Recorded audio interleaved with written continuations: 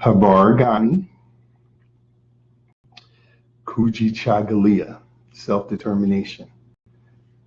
Hotep, who Greetings, is in the everybody. atmosphere. We need some friends. Remember that video? I got friends. Yes. I got friends. When Facebook Live first came out. Yes. So it is Wednesday. We normally our live on a Monday. Right. But it's a holiday for some people, and it was getting late for us, so we didn't do it. So we are coming to you today this week on a Wednesday, but we're really looking forward to talking to everybody. We kind of started our conversation right before Thanksgiving, right? Right. Talking about anticipating the holidays and stuff like that. So now we're kind of coming toward the end, coming to New Year's, which is also something that we talked about a couple of weeks ago, and just how people feel making these resolutions and what you want to be better in a relationship. And we're still on communication. So that is one of the big things. Oh. Greetings. That's one of the big things that people talk about. So Melanie today, Renee, we're talking about the difference between male and female communication. Right. So we're going to come up with a question. So, we want to ask you and put on the floor, what do you see as the major difference between men and the way we process and communicate, and the way that women process and communicate? And because it is very important that we understand that we are uniquely different and we're not going to change, and it's okay. Those are the things that we need to understand. We are complementarily different.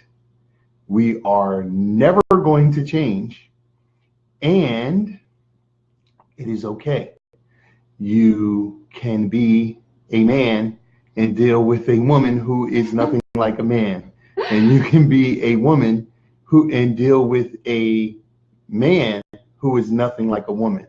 And many of us seem not to understand that. Logically, we understand it, but emotionally, we get frustrated in our relationships. So what we wanted to talk about tonight was the differences and how to help you process it. But we're really bringing this last series of 4 or 5 videos back to our home study program, Acoma Heart to Heart. So it is an audio visual program that is a communication program for home study. It has videos, it has audios, it has 4 modules, and they are thought in communication, or purpose in communication, number 1. Number 2 is thought, and then effective speaking and active listening, number 3. And then today is a skim over of the 4th module. We're going to frame it out, but then kind of direct you to the program again. And that 4th module we affectionately call He Say, She Say. And what that basically means is understanding that men are men and women are women, and we need to be able to understand how to communicate with each other based on that. Jackie Jenkins, what's up from Philly? What is the hardest thing about talking to a man? Yeah, let one of the women jump in on that. What's the hardest thing about talking to men, Black women? And what is the hardest thing about talking to a woman? Lisa Dorsey, much love and respect. Can volunteer something to start us off with.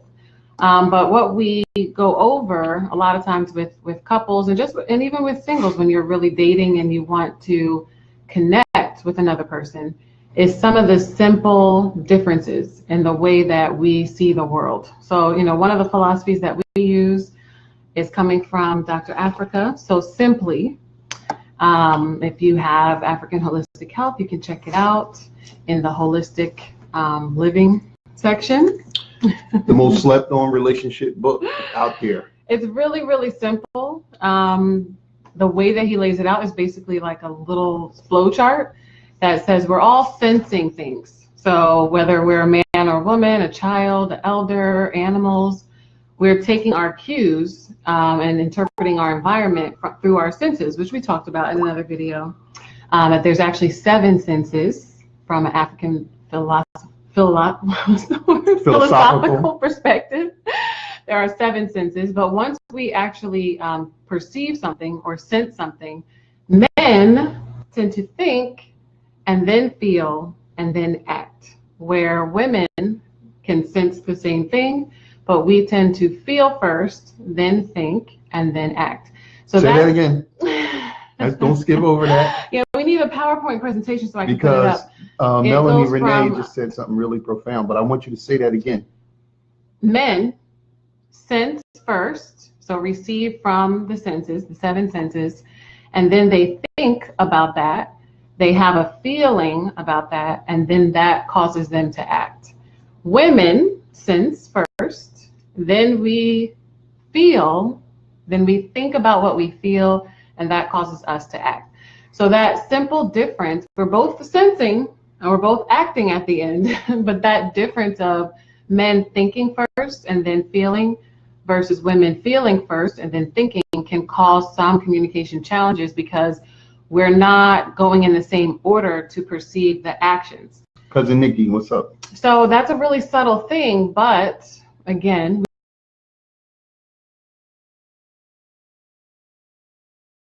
that a lot of times when you're comfortable and when you are in an intimate relationship or when you're dating and you want to be comfortable, your presentation skills go down. They go where?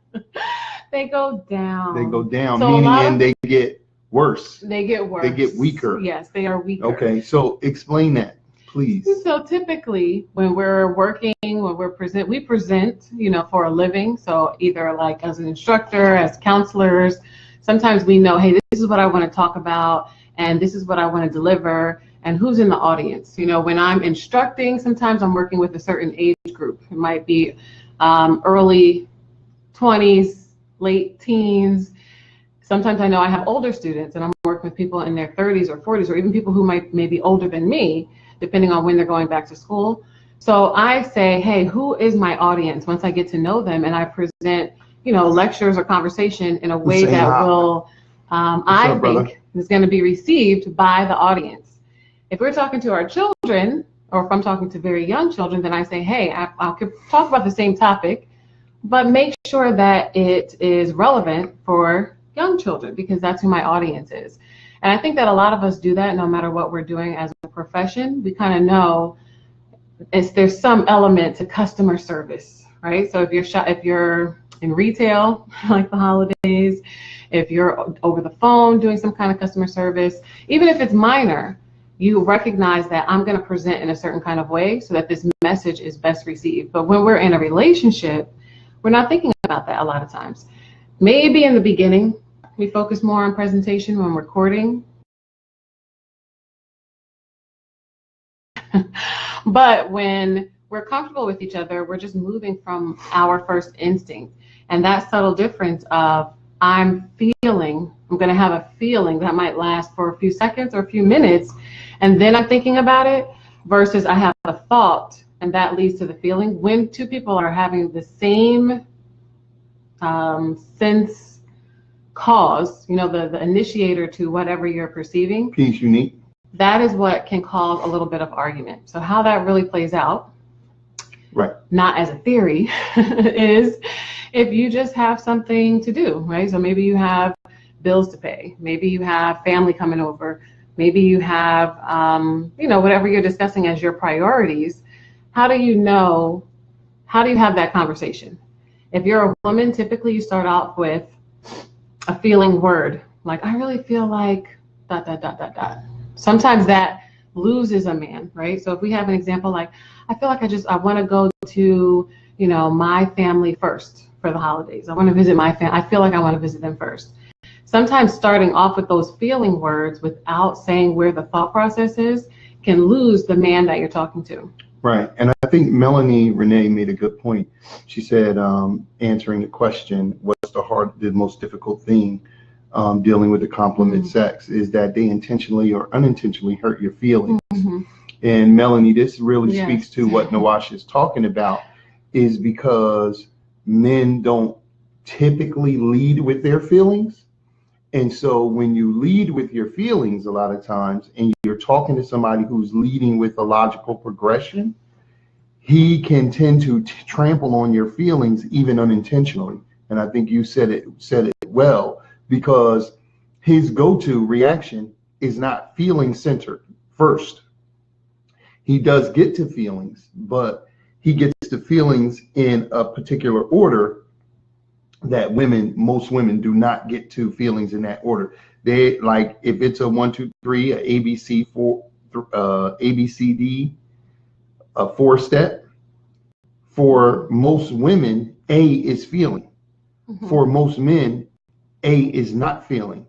So his response, his reaction, his processing of the feeling, a lot of times, what you're going to hear from men is that women are too emotional. And whenever somebody uses the word too, T-O-O, what they are telling you is that they're comparing. Too is a comparative word. So when you say something is too cold or too hot, you're automatically suggesting that there is a norm. And so what men are talking about is that they have a norm. And so what I need men to understand is that when you're saying that a woman is too emotional, you're speaking from the voice of a man, which is cool, but she's not a man. And so that's what you got to understand. That's what you have to understand when you're dealing with each other, that men are not women and women are not men. And we can say all day logically that we get that, but what happens is we are not effective as communicators, and so we are not able to influence each other the way we would like to do. And so our go-to becomes, I want to change you, or I want to punish you, more importantly, because you are not like me. And for the men, sometimes what happens is that comes off as the most dismissive and ignorant type of way of telling a woman. You're essentially saying to her, something is wrong with you because you're a woman.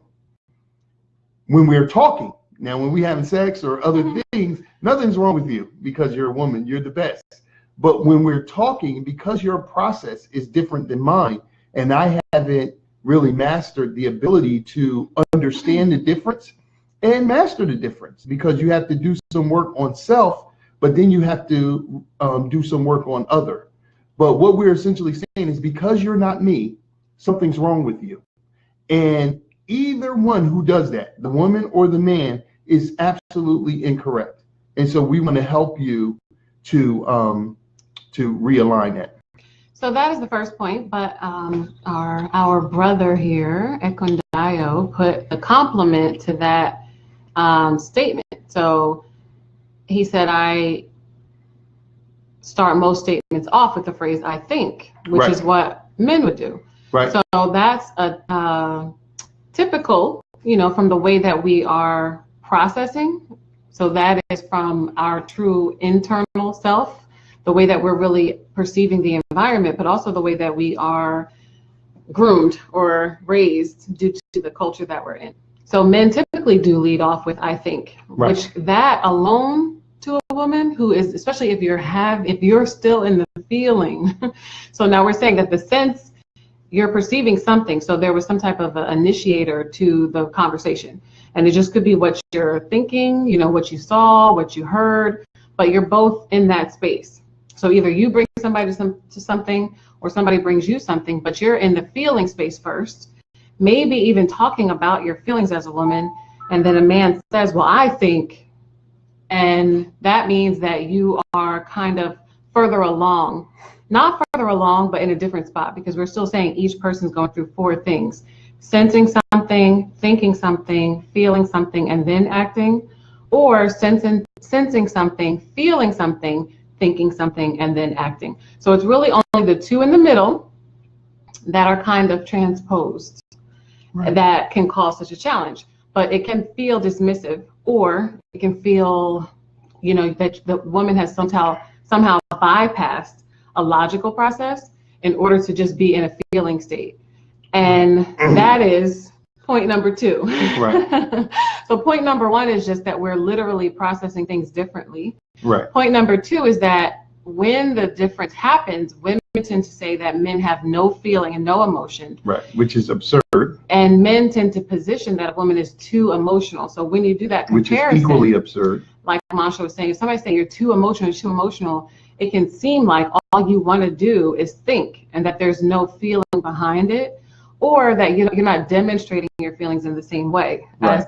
as the way that a woman does. So that they must not be there because I don't see the evidence of them in the way that I'm used to seeing in myself or in other women. So that is point number 2, that the difference between men and women can cause that conflict when women take that firm stance that what I'm seeing from you equals no emotion, or you're just careless, thoughtless, heartless. Right. And men say you're too emotional. Because Right. we talk about, this is one of my favorite things to talk about. Everyone is emotional, and many times it's our emotion behind a situation that affirms our thought process. So if you get burned by something, you have a bad business deal, you maybe invest in the wrong thing, that's emotional. Sometimes when you lose money's not even really a tangible thing. It's energy. But whatever happens to you, someone disappoints you, you say, I don't trust that person anymore. And that becomes a logical, backdrop to say, I don't trust the person who does this, I don't do this, I'm looking for this, or I need to investigate this so that I don't lose money. All of those things are actually emotional. But what happens is once the emotion is ingrained in our process, like we're making our connections in the brain and in the heart brain, we're saying it's just logical now. But most of the things that people think have a feeling behind it. Cousin Demetria, what's happening? Right. We love you. Yes, definitely. So what's something that you think? What this point has emotion is, behind it? Like, I really want to slow down, because let me just tell y'all, we did, we had 3 clients today? 4. We had 4 clients today. We usually don't deal with 4 clients in one day, but today we did. And so I really want to slow down, because what I'm seeing is, like, we ain't going to take you out to Pluto. We're going to stay very grounded, and we could swirl around in 100 tornadoes, emotional tornadoes, that's okay, but we still want to stay grounded. I am seeing that men and women, what we are talking about is such a fundamental problem in relationships, right? So a lot of times when we come on these lives, we're fresh from dealing with clients, or we're reviewing our month and we're reviewing our case list, and we're talking about what the clients that we're actually serving are saying to us and what they're going through. So we could jump over this real quick, or we could stay on this one point. Everybody has sensory perception, which is their thoughts, their feelings, and the 5 senses that you've been taught about in school: olfactory, gaussitation, visual, audition, and kinesthesiology, or sight, smell, taste, hearing, and touch. Everybody has sensory perception, but men, they sense something, and then their first thing is to think. And that thought process may be all the way around a town and up and down and whatnot.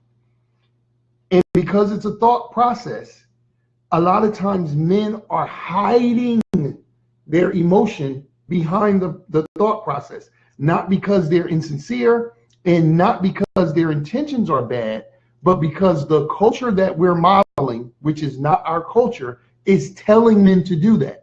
So we got to understand that. So they have a thought process, then they get a feeling, and then they act.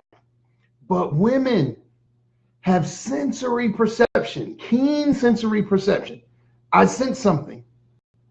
Then they have a feeling, and they can go over and above and beyond, and sometimes be irrational in the feelings and all of that. But those feelings are there. Then they think about what they should do, and there's usually an imbalance in that, and then they act. And so this is what's happening for both of us, and it is causing tremendous devastation in relationships. I mean, like, I don't want to skip over this because we are therapists and we're dealing with this every day. So I don't want to shoot them and people say, yeah, thumbs up. And then they go right after this video and curse somebody out or fail to communicate with them because they just are not getting it in their gut that if you are a man, you cannot be in a relationship with your homeboy. Your woman cannot be your homeboy. If you are a woman, your woman cannot be your girlfriend, your best girlfriend. So we talk often about the relationship being a third thing. What I've been saying to clients for the past 2 weeks, we come up with endless metaphors. The new one I'm on is that if anybody who's in a couple that shares a car, you share a car. So you have our car. Many people name the car, okay? They talk about this is my baby, or this is, when I first met Nawasha, her car was called Chewbacca, right? That was one of your cars, or you told me about a car named Chewbacca before the car you had when I met you many years ago. But we take care of that car. We put gas in that car. So that is what's going to take us from A to B, but we maintenance the car, we clean the car, and we do tire rotations, we do 21-point check systems, and all these different things that we do for the car because the car moves us from A to B. So the love in the relationship is the gas, but the car is the vehicle that moves us from goal to goal, destination to destination in the relationship. But we are not the car, right? So the man is not the car and the woman is not the car. So the metaphor is that the man is not the relationship. He is in the relationship. The woman in the relationship. And if you don't make that distinction, that is a very simple thing, but we can't really break it all down now here, what that means. But you have to really, really, really get that in your gut, because if you do not get that, you will believe that you are the relationship, and the way you are and the desires that you have is all that matters. And we can say I compromise and I do this and that, but we're listening to y'all. We're listening to us. We're listening to us talk. We're listening to us demonstrate, and we're seeing you when you're at your best. And we've seen you when you're at your worst. And I am telling you, on a scale of 1 to 10, if 10 is the most proficiently understanding this, the majority of us, the lion's share of us, I'm going to say 97% of us, understand this on a level 2. They understand this on a level 2. They do not understand that if I am Mancho and this is Nawasha, our togetherness is a third thing. This is the reason why we call this page Manwasha, which is neither one of our names, but it is a reminder to us that as we manage this relationship and as we share it with you to help you manage yours, who I am by myself is a little bit different than who I am when I'm with my beautiful wife. And who she is a little bit different. And we need to respect that. And we need to not just say in our heart, oh yeah, I'm going to respect that. We need to develop a system that allows us to respect it without thinking. Because a lot of times, to Melanie's point, by the time we think of it, we already hurt somebody's feelings. Because it is easy for us to go into our patterns because our patterns have been conditioned long before we even met each other, especially when you're talking about the nuances of gender.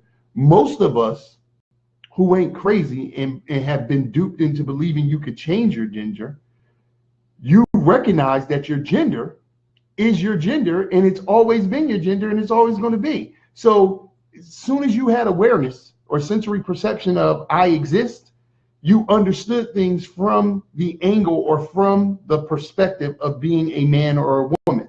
So by the time you met your current mate, you are so far into that it's like breathing.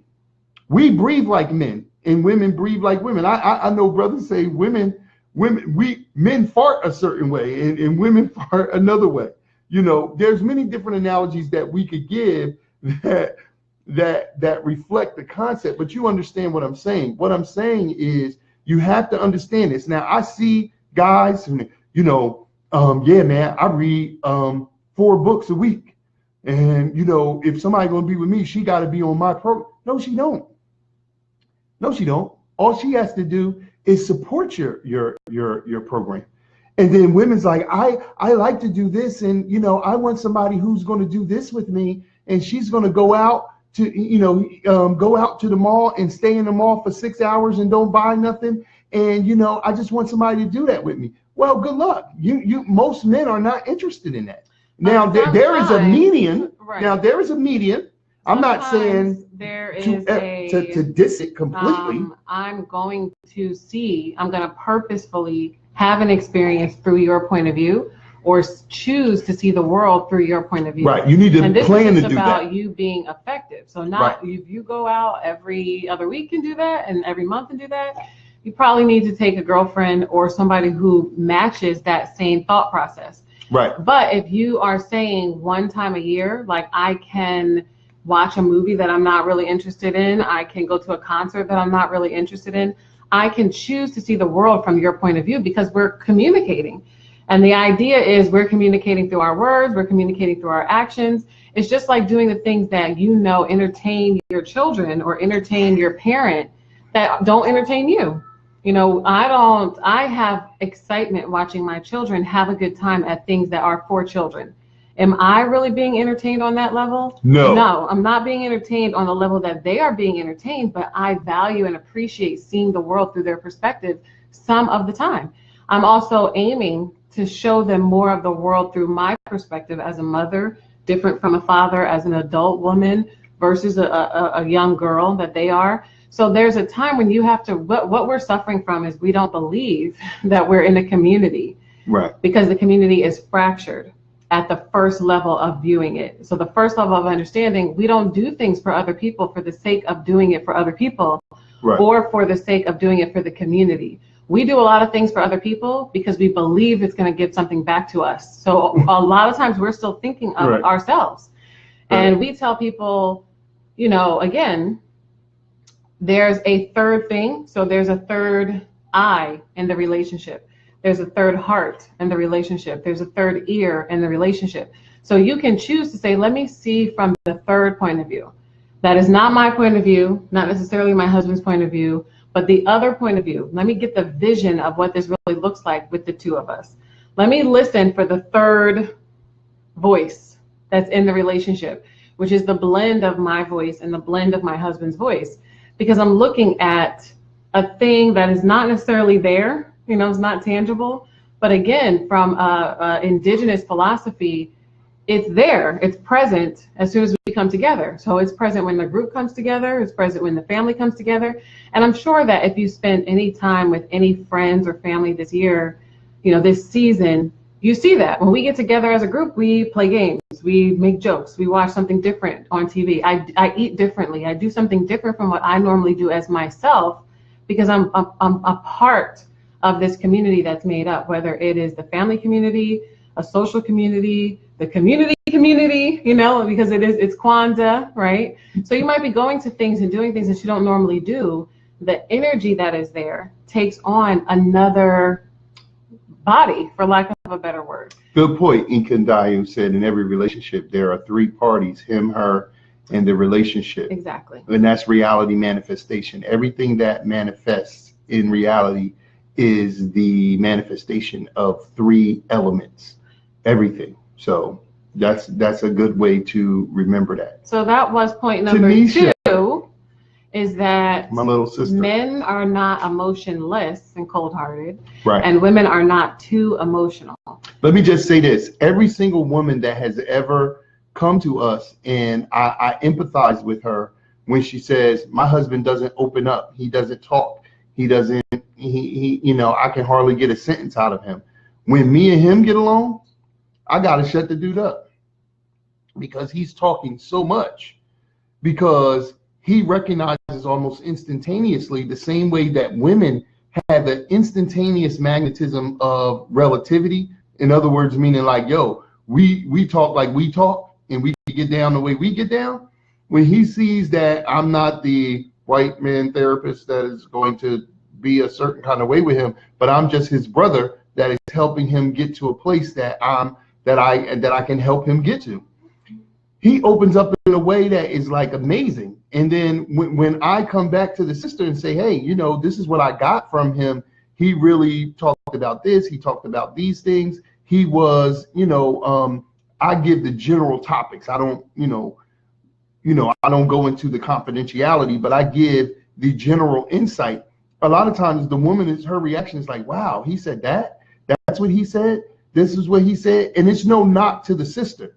It is no knock to her. So I'm not saying that, because I hate these type of men who always explaining stuff to women, but they never do that to men. They never explain to us what's wrong with us, but they mansplaining to women about what's wrong with them in relationships. So I'm not that type of cat, but I just empathize with sisters, because it becomes abundantly clear to me that you just don't know how to talk to men. And men, it's so clear to me that you don't know how to talk to women. I almost, it's so profound. I probably, of the last 300 men that I met, no exaggeration, I say probably about 6 of them had, like, if I just asked 21 questions about how do you deal with this, how do you deal with that, most men tap out by the 4th question. That's why I don't deal with them. You know what I mean? I just let them know, like, And I'm not saying that as an insult to men, because I love my brothers, and I know that there is nothing innately wrong with you, but circumstantially there's something wrong with you. You're the victim of circumstances where you have not had your rites of passage. You're outside of your culture, and you're taking cues from other people who are equally ineffective at doing what you are saying that you're trying to do. So, like, I shut men down quick. I don't even have a lot to say to women most of the time, but I shut men down quick because they be bugging out. And that stuff that you talking don't work. You talking to somebody who does this for a living, and I'm in a relationship of 17 going on 18 years in a couple of minutes, in a couple of days. And I know that what you're saying doesn't work. But it comes from the fact that we don't respect each other's process. So like Right. when we were talking about, the first point, just having a different process, because women often feel hurt and feel like somebody, already hurt your feelings, or they're going to diss you, or they have a disdain for the idea of being a woman.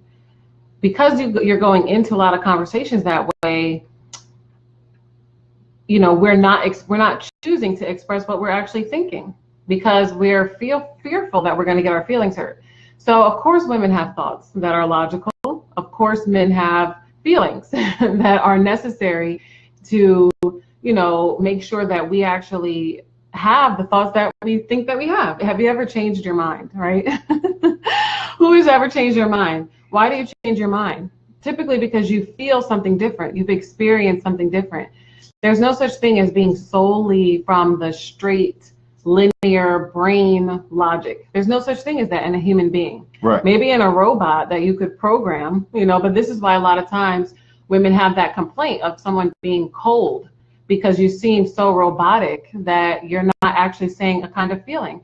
It would make all the difference if just half of the time a woman says, hey, you know what, this is what I'm thinking, and this is what I thought, and this is what, I feel because of that. And if men half of the time said, you know what, I feel like this, and the reason I feel like this is because of this, that would change the perspective of our conversations enormously. That would be such a big shift because of how we typically go about the intimate communication. I told a brother that, and he was like, so that's the technique that you use to just say that's just talk feelings with women, and that'll get them.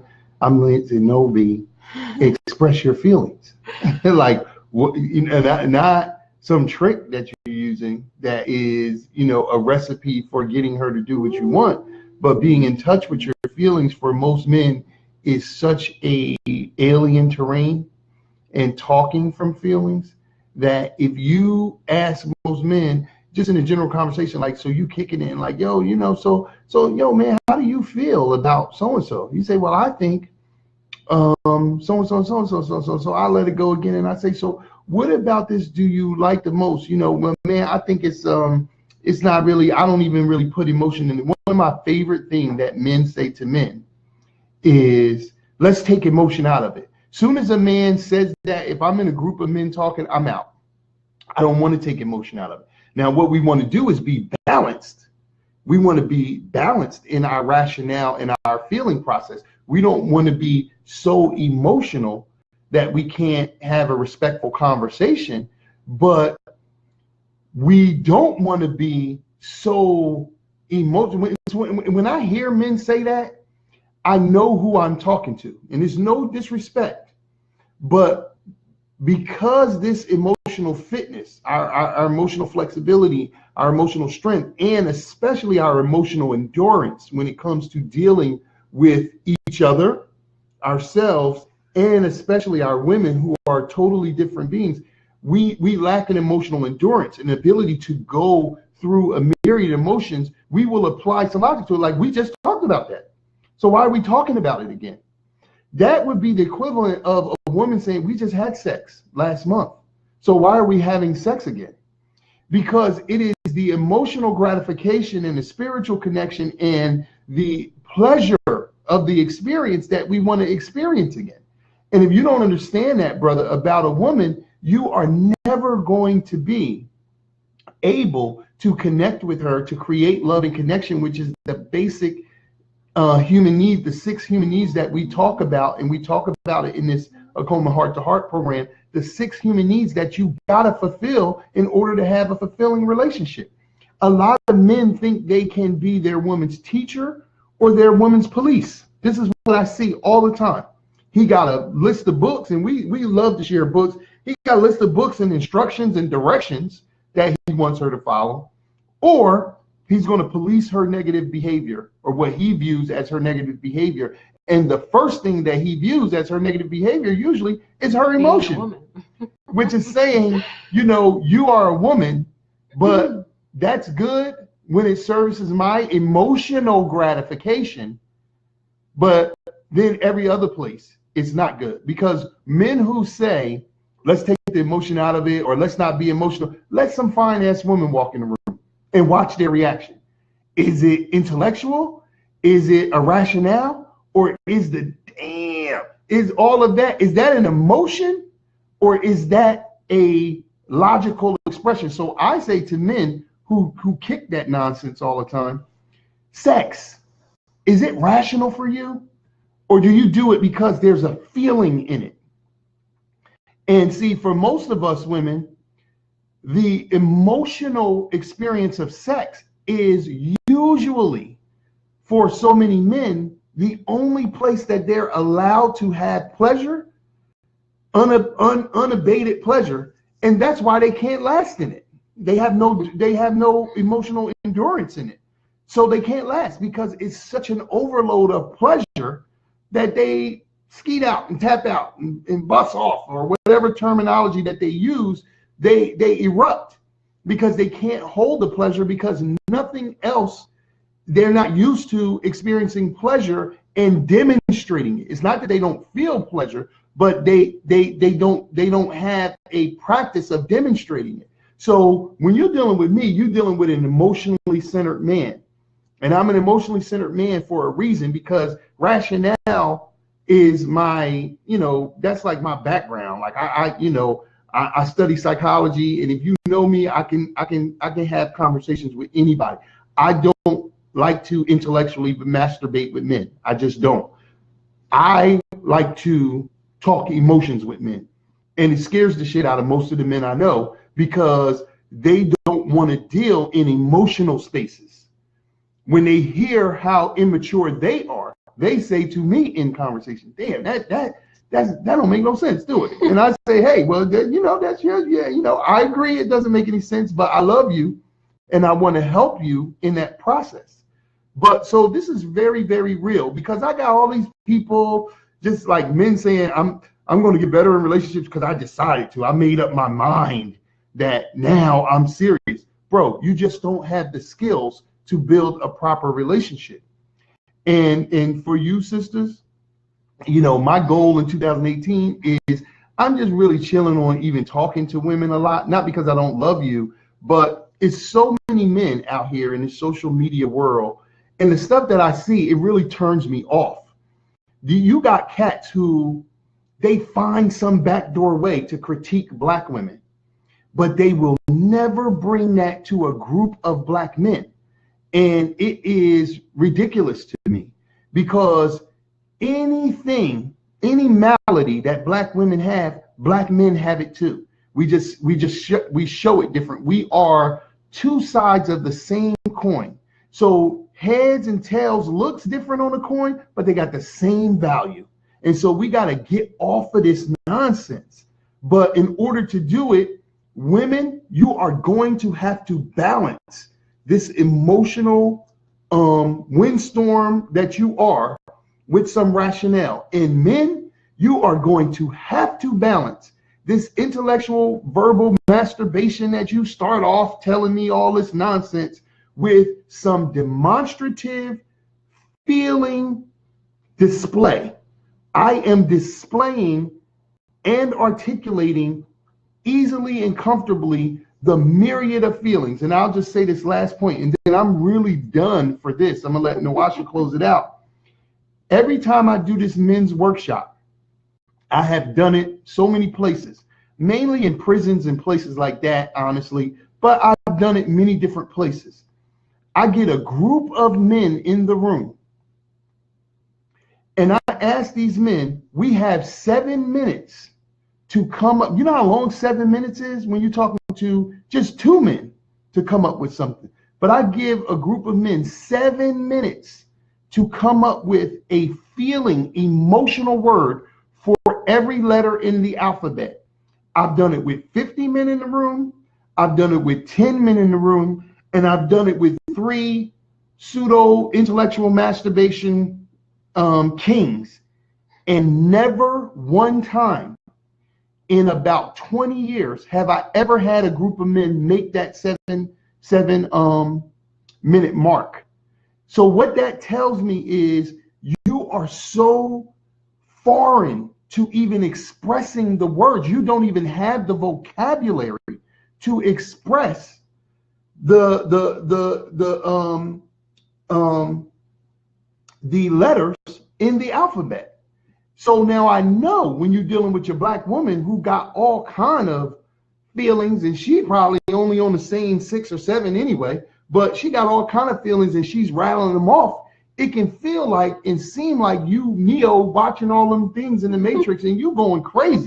And so you just say, oh, you're just too emotional. I'm out. You know what? Give me the other pill. Damn, the hell with it. I'm just going to go out and, I know it's all fake, but still I'm going this way because it's safe and it's comfortable. Black men, we have to get off of that. And I'm here to help you with that. I'm not the only one, but I'm one of the good ones. I'm one of the I'm pretty good at it. So I want you to please reach out. If nothing else, we want you to go to this link that you're seeing. Take a look at this program. It is an audio visual program. Once you buy it, you have it, and you can share it with your mate. You can read, you can watch the videos over and over again. You can listen to the modules over and over again, and you can do the hard work over and over again. And we don't never have to know you did it.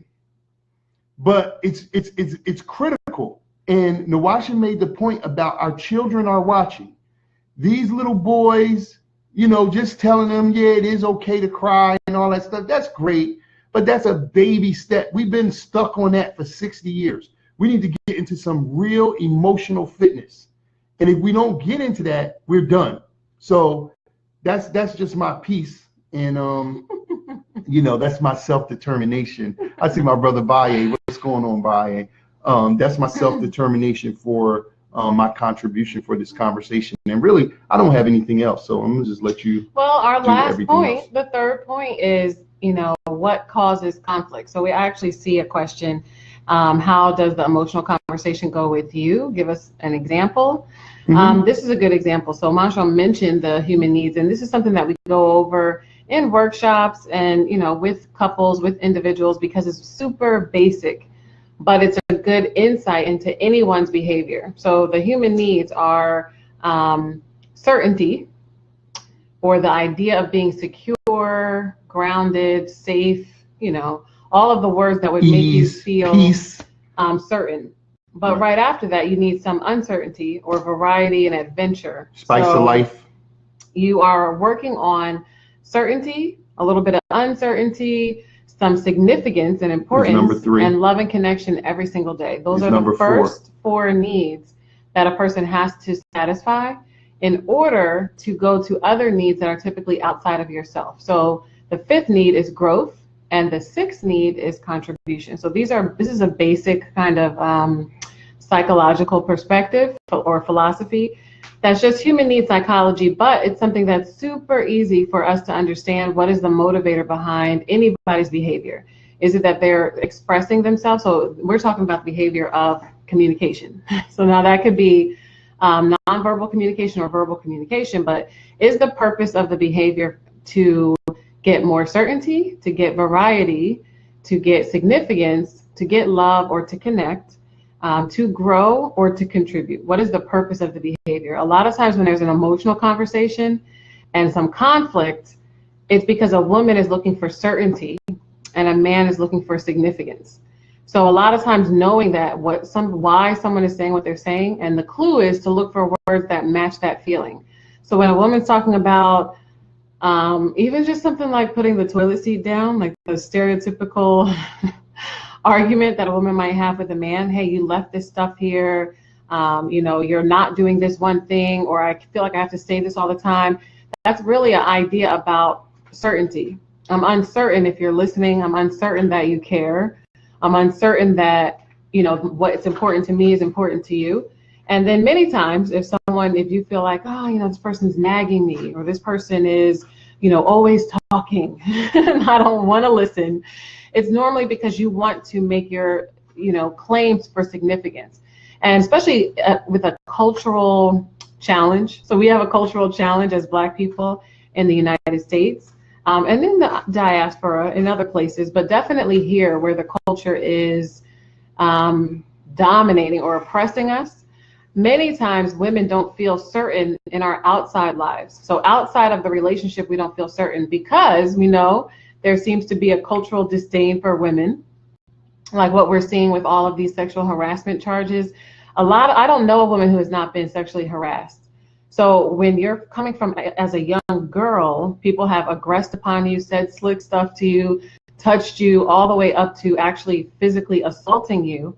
There's a challenge with your level of certainty in the world from a very, very young age. Right. So what happens is that manifests in a different way. You're looking for healing in your relationship, but the smallest thing can trigger what is already an issue.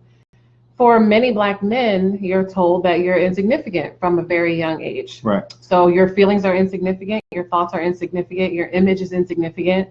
Your woman makes more money than you, she goes to college more often than you do, or all the other things that we sometimes get bombarded with, whether they're true or not. And then what happens is because you feel insignificant, you crave, you feel like you have this need for significance inside of your relationship. So a lot of times the insecurity comes out that way, that we're having an emotional conversation, but it's really about my level of significance. And right. If I can, as a woman, if I can understand that and affirm how significant you are, we can get, again, beyond an emotional thing or just a rational thing to the heart of the matter, as we like to say. Let me just say this to reiterate that point. Get a bunch of men in the room and watch how quickly they start measuring. Who's bigger, who has more money, who could do more push-ups, who got the longest hinanoon, who, you know what I mean? This is why we beef on the streets. You are not going to play me. You trying to play me, yo? That's like the most disrespectful thing that you could do. And on the street, one of the things we say, which is like a misogynistic diss to men, is you acting like a bee. Yo, he acting like a bitch. You know, he acting like a woman. You know what I mean? And so I don't want any guy, and I'm gonna let you finish. I don't want any man to tell me, to inbox me about how they came up with with emotional words in less than 7 minutes, because the key of what I'm saying is, do men do it in a group of men, in a room full of men? Because what happens is the way we posture when we are together is the evidence and it is the evidence and the result of our conditioning. We don't like to show emotion with each other. And if you've known me for like 25 years, I've been telling black men for 25 years, I love you. And their reaction is like, what does that mean? I'm saying, I love you. And they're like, all right, yo, I'll just get up with you. Like I don't even know what to say to them. Let me just finish this other point. So the when a man is listening, because I see a lot of complaints that men say women are superficial, or concerned about how much money a man is making, or what the contribution is going to be, or just in the sense of nagging. A lot of times I want some reassurance on this one subject is really coming from certainty. So now understanding that means that you can kind of cut that off at the pass.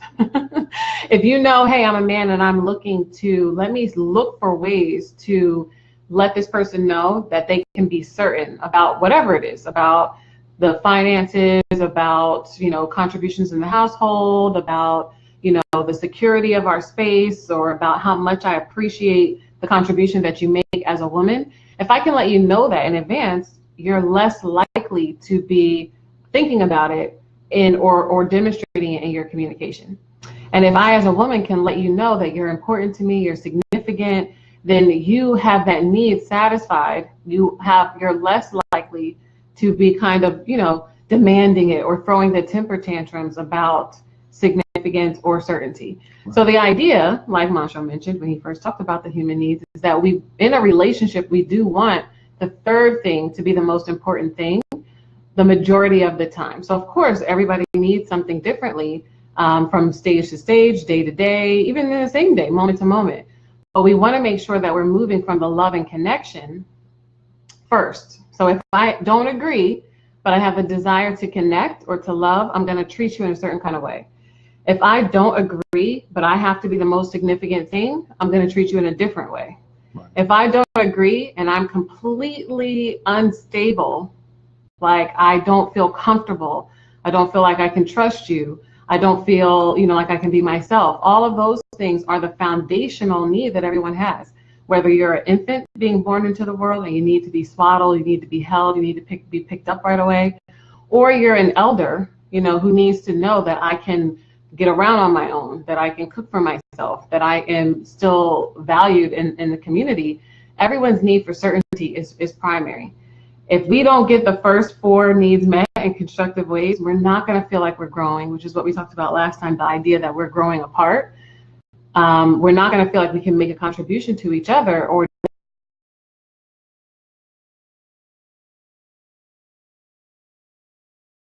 so those things are oppressed by the dominant culture, and we're moving off of our insecurities, rather than when we're supported by our community and we're moving off of love and connection.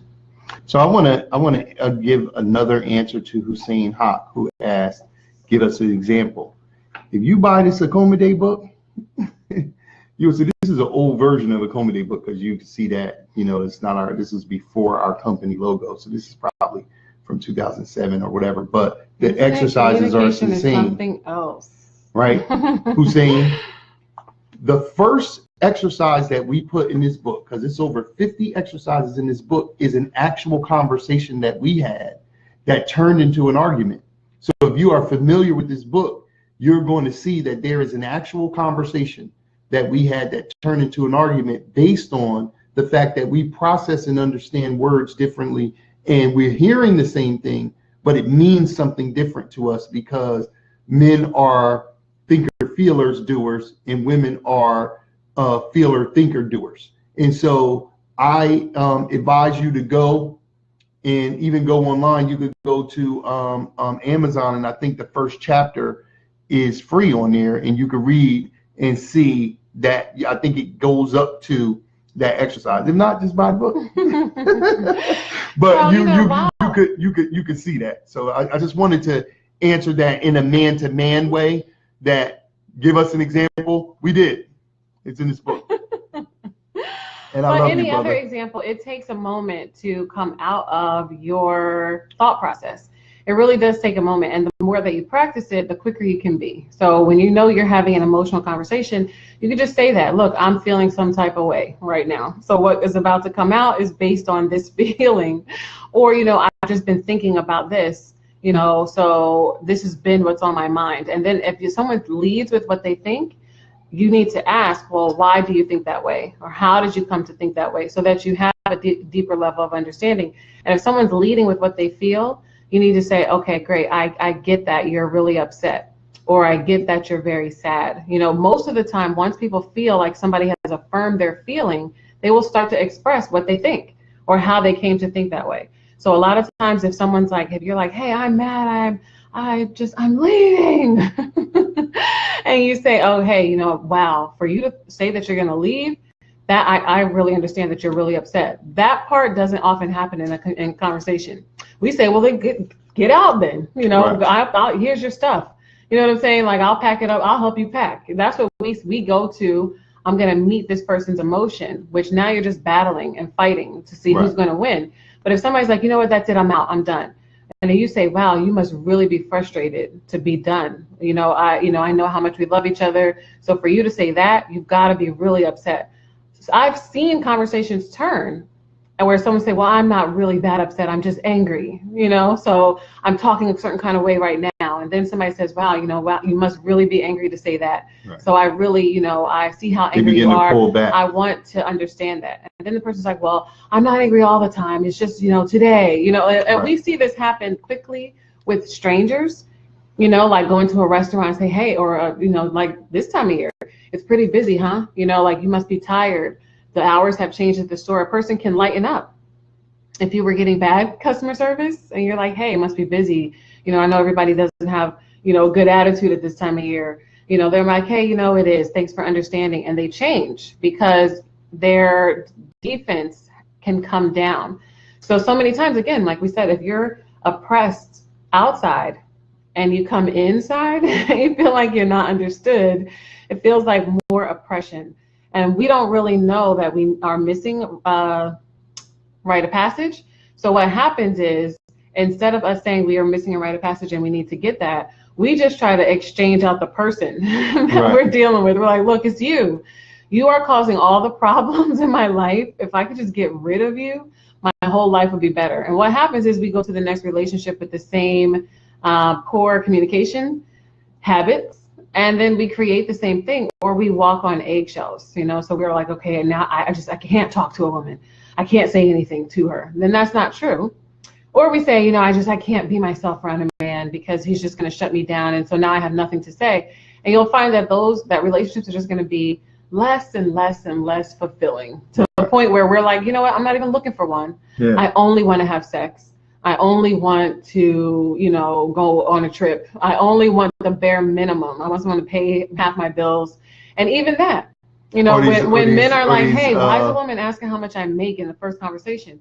Because she wants certainty. Now, does how much you make equal certainty? No. So we have to tell women, you need to make other ways to be certain in yourself.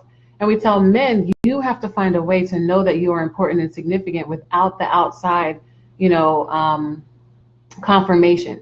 Because a lot of times when you're saying, hey, I can get 5 women, I can do, I can get 100 women, I have this amount of money, and you can be kind of flashy about it. Why are you doing that? Only for someone else to say, wow, you must be really important. But when a woman says, hey, well, how much do you make? I'm only trying to deal with somebody who's making 6 figures. You can make 6 figures, but only keep 2 of them. Somebody else can make, 4 figures, but they keep 3 or 4 of them. So it's not a matter of how much you make, but it's a matter of, I think that your salary equals some measure of certainty to me. So that makes this situation more attractive because I want to get past the certainty. and go on vacation for variety and feel important with the gifts that you give me and get to the love and connection that I want to have. And a lot of times you can start from saying, I really want to love and I really want to connect, and work on the other things. So when there's an emotional conversation, the idea is to understand where it's coming from, and typically is the certainty and significance, and to shift to love and connection. So just connection could just be affirmation and understanding. When someone is really emotional, all you have to do is keep saying, I understand, and not in a cop-out way of, yeah, I get it, you're upset. I get it, you're angry. Not in a dismissive way, but like really listening for the, to be convinced is what I always say. Listen to be convinced. So if someone's upset, you're like, wow, you sound really, really angry. This must really be affecting you. Chances are someone's going to say, of course it is, and say the next thing. If you are listening and agree with that, then eventually the thought process is going to come out and the situation is going to de-escalate. If somebody else is throwing a different kind of temper tantrum or expressing in a different kind of way, then you have to affirm how important they are. So a woman has to affirm how important a man is in the world that we're living in, because especially as adults, we're bringing the outside challenge and trauma into our house and into our relationship. So we're trying to cope out here, and we're trying to cope in the wrong ways. Men are, trying to avert emotional terrains because it's difficult for them to cope that way. Women are trying to oftentimes discount the logical progression of their feelings because it's not what happens typically by their first go-to. And it is, a lot of times a woman will talk for 20 minutes about their feelings, and I would ask them, have you ever thought so-and-so? Or have you ever thought so-and-so? And they would say no. And I would say, well, what do you think about so and so? And they'll say, I don't know. So neither one of us is worse off than the other. We're trying to cope. We do not have our culture. You can't learn this by watching a Facebook video. I'm gonna just keep it real. But you can practice. You can practice it, but you have to model it. So we're not even really modeling it right now. In other words, demonstrating it. What we're doing is talking about it. You are going to have to come to us or someone who is skilled in teaching you this. We do not have our rites of passage where we would learn this naturally, because I heard someone, I think Hussein, who is participating a lot tonight, Brother Hussein, and we appreciate that. This is really not difficult. It's only foreign because it hasn't been taught for so long. That's it. It really only takes modeling it for about 7 or 8 days, and then having the willingness to do it, because that's the challenge, as Nawasha said. But I'm imploring our people, listen, y'all, Black people, we this is self-determination. We have been severely traumatized and are being severely traumatized. You cannot master relationships without some guides. You have to have wise counsel. That is where the term counseling comes from. Now, if you find someone who can do that from your cultural dynamic, that's beautiful. That's who we are. And, there's some others out there. There's a few others out there, but you have to get some guidance. And then you have to see examples. The number one reason that young people, we have a curriculum called Love Lessons, and we take it into the schools. The number one reason that young students do not believe in marriage, because they don't see successful marriage. Period, point blank. There is no other reason. They just don't see it. Who? Show me who. And it's so cynical that when you do show them, they're looking to see, So we have all of these people that are out here lost, and we bumping into each other, and we're transferring the toxicity that has been placed on us culturally. We are dealing with not a post-traumatic stress, we're dealing with a cultural traumatic stress that is ongoing. It isn't post, it didn't happen in the the past. It is ongoing. And if you don't get some support, not only will you not be good in your secondary relationships, which is your mate, and then your family and friends, etc., you are going to be totally ineffective in your first relationship, which is your relationship with you, your higher power, and the fulfillment of your Shai or your destiny. So we want to help you with that. But you got to do more than think you can get this off of Facebook. I just want to say that tonight because this is self-determination. And I'm tired of people believing they could Google culture or they could watch some video and get it. You have to be initiated into something.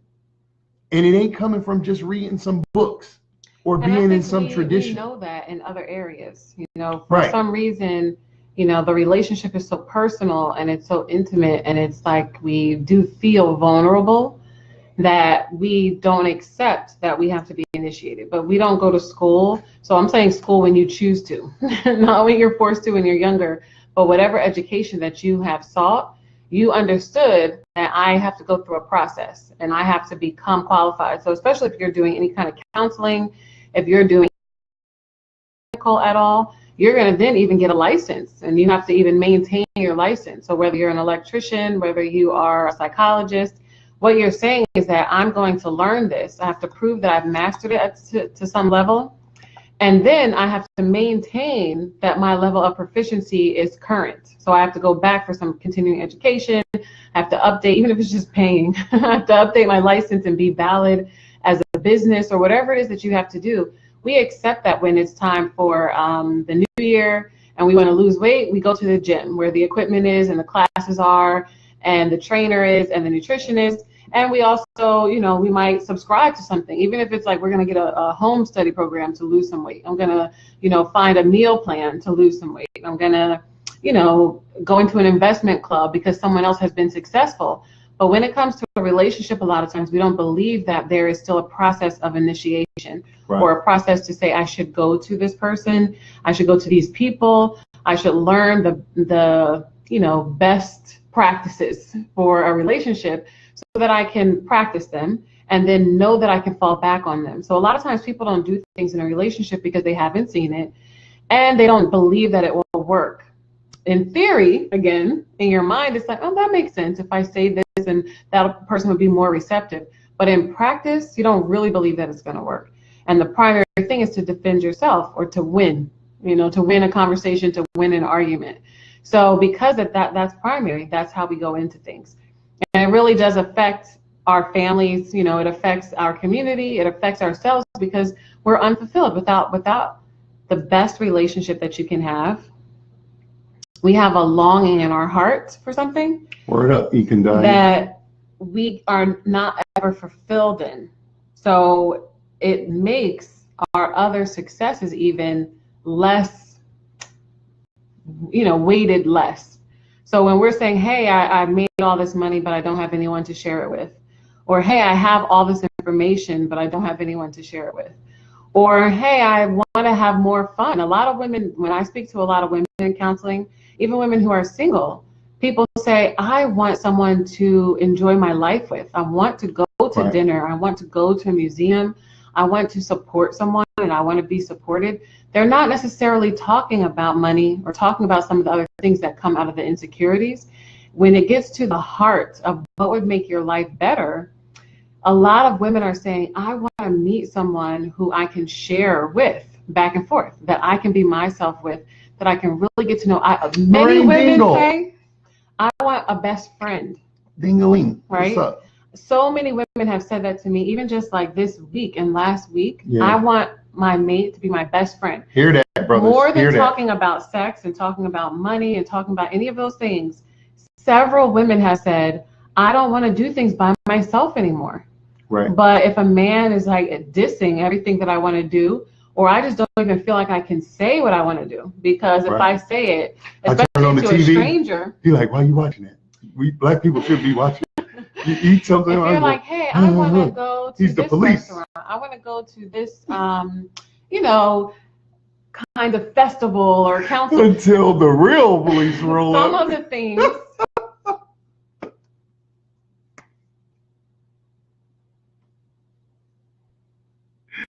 He is the pseudo police.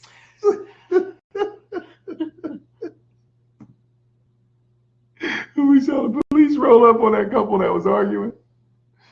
No, I don't give a damn. I'm out here. Hey. Oh no, officer, we good. We good. We not, you know.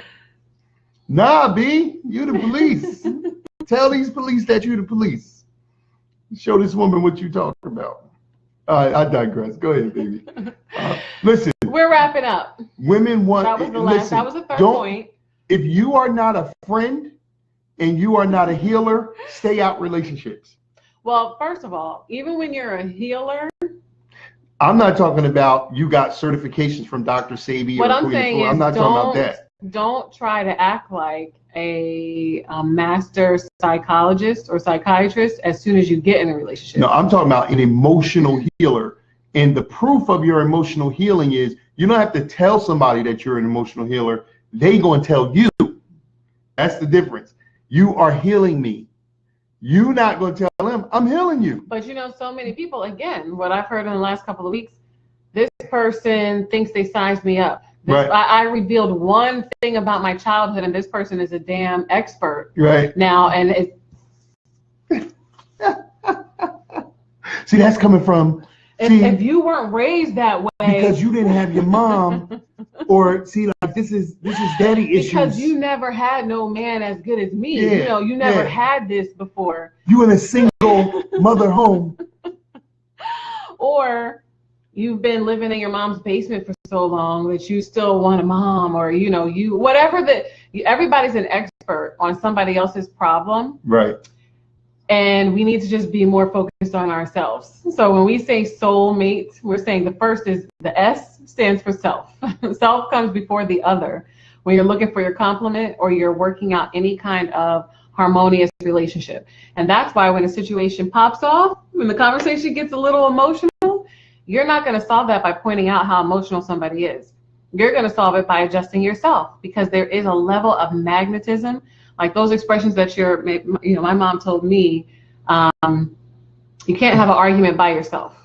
It's hard to go back and forth with somebody when the other person's not participating. The negative way to do that, though, is to just be like, I tuned out. I'm not saying do that while a person's like yelling at you. I'm saying that you look to diffuse. If someone's coming as the fire, you be the water, right? As Bruce Lee said, be water, my friend. Be water, my friend. If someone is too fluid, like what a lot of times women looking for the adventure and leading off of intuition and emotion, it can seem like you're all over the place. Really, it's just that your heart's being led, in multiple places. So reining that in to say, let me finish this first, let me do this next, is a good thing. But the ability to see more than one thing at a time, to see beyond the linear, to see in cycles, to see outside of the right order, that's a great thing. That's why when you come together as a couple, it's about compliments. Right. Because what you can do is say, let me model and let even somebody else guide me from being all over the place to saying, wow, all of these ideas are great. Which one should we do first? Versus, fighting about that. Or a person who is very rigid and linear, that serves a purpose. Queen Afua used to say, women can multitask, but men get more things actually done in a shorter amount of time, because they're saying, okay, number one, number two, number three, where a woman's like, I'm doing number 1, 2, 7, 4, and 5 at the exact same time. So it's going to actually take me longer to get things done. But the perspective of, if it's in the house, the laundry needs to be done and the dinner needs to be started and the children need to take a bath, and I want to start all 3 of those things. And my show coming on. And I have, and my girlfriend just called. To balance my checking account and pay a couple of bills. What happens is you're like, okay, great, I'm going to go in and pay one bill, and then I'm starting the bath water, and then I'm putting the laundry in, and then the food is on, and then we can get all that done and often feel exhausted and have nothing left for ourselves or our mates. Or we can burn the food, forget the laundry, pay one bill instead of 2, or anything like that then causes another challenge. So the idea is just to work together and know that I when people say better half, it's not really better half. It's other parts, Other half, other right, half. other part. So really coming in and saying, hey, this is a good thing Right. to model, and not I want to be in a relationship and I want to grow, but I want to stay exactly the same. That can't happen. Let me say something to that point that you just made, sweetheart, because I believe it's an excellent point, and I want to share this the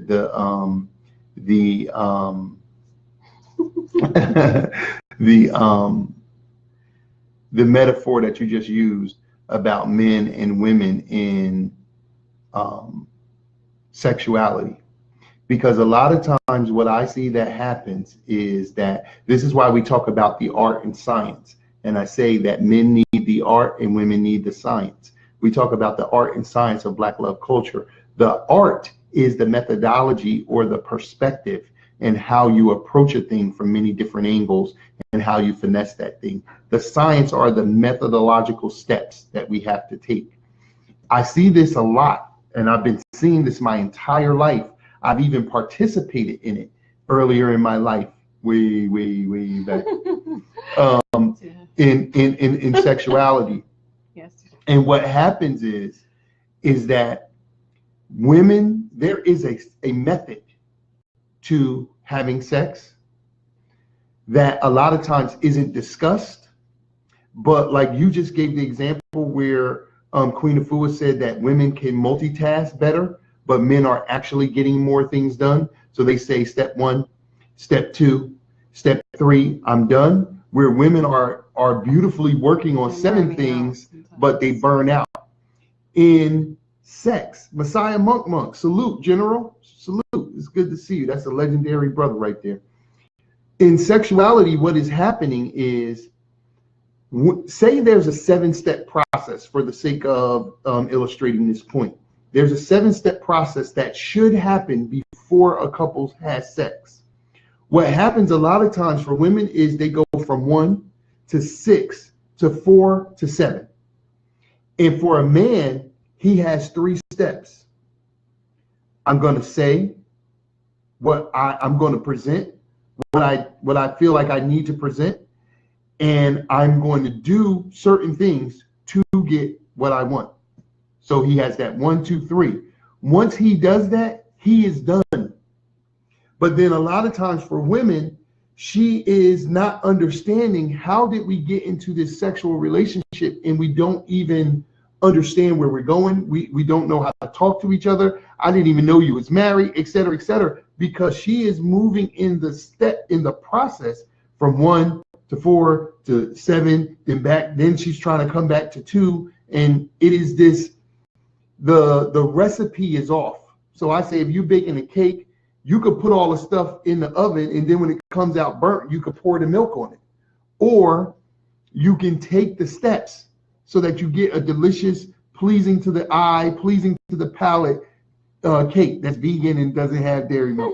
I had to throw that in there. But the point I'm just saying is, that's just my last point, that there is many practical examples to this point that Nawasha just said. And a lot of times, I think my wife is so amazing. She's giving out so many deep things, and she's shooting them out. And we are shooting them out, but just that thing that she just talked about can be a whole 2-hour presentation, because it's really something that we don't understand. And we don't understand it just in communication. There are steps to having effective communication. And if all you are on is your feeling, you are not going to let go of the feeling. So you are not a good communicator. You just got a bunch of feelings. And this is why men are telling you you're too emotional. And they're doing it as a low diss. I don't like that. But basically you're setting yourself up because you all over the place and you don't have a method to have a conversation. So that's just my love to the sisters, that I want you to help develop that method, and we can help you do that. This program that we're talking to you about, Akoma Heart to Heart, helps you do it very succinctly. And to Hussein's point, we model it in these modules. So when you get this program, you're getting each module. So we start with purpose. Why do you talk?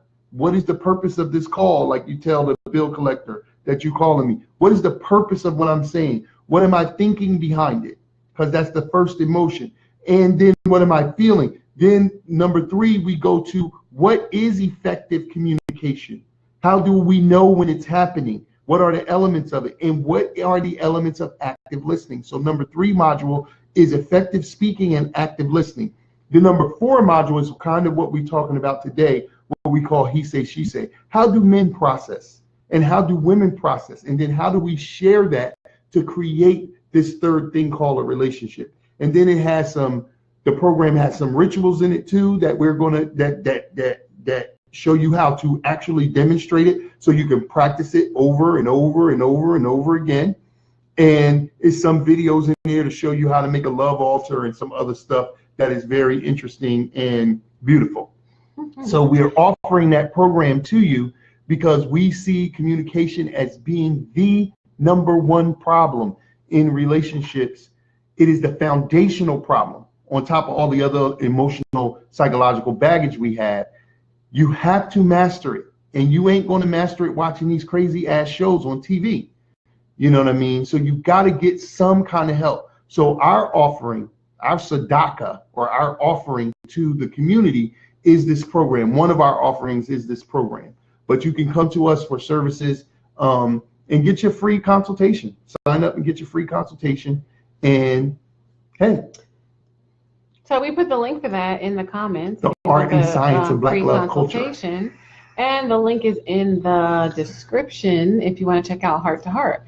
So next week, I love y'all. We are actually going to demonstrate. I love so we're y'all. going to demonstrate one of the rituals that is in Heart. I love you, brothers. And talk about Black men. I love you. You inspire me so much, Black men. I love you, man. I love you. You're alliterative. You are beautiful. You are intelligent. You are brave. You are courageous, my brother. You are xenophobic sometimes. And on that note, we'll see you Monday. Nia love Coma. y'all, brothers. Love y'all, man. Black men, I love you, man. You mean everything to me, brother. I love you, man. Just know that I love you, bro. Reach out to me. A lot of y'all know me, and the ones who don't, I love you, man. Just reach out. I'm your brother. We're your brother and sister. Black love in the flesh. Black love in the flesh. Thank y'all for joining us. And as always, when it get too long, I get silly, right? Mm-hmm. So as always, we greet y'all in peace, and we say Nia Coma. It means to take heart and to be in synchronicity between your heart and mind. Don't be in war at yourself because you be looking all mean and, be at peace. Kuji Chakalia, Habaragani, it's the second day of Kwanzaa. Much love and respect to the holiday season for those who celebrate Christmas. And if you celebrate Hanukkah coming up for those Hebrews, that's peace. And we want to share, and we want to be at one. We want to be at peace, atone, and be at one and unify. So this is the holiday season. Monsho and the Washa Edu, the Acoma House Initiative, the art and science of Black love culture. Please share. Please tell your friends. Every Monday we going live. We missed this Monday, so this is our fill. But we'll be right back on next Monday with showing you some of the demonstrative rituals of Black love, symbols of Black love, rituals of love. Love to love to love ya, love ya. Did you just say that from love to love? She not gonna say that. She love you too, though. Just give them more. Just give them one. Peace, give it to him. Give it to him in no. Portuguese. Nia Coma. Nia Acoma.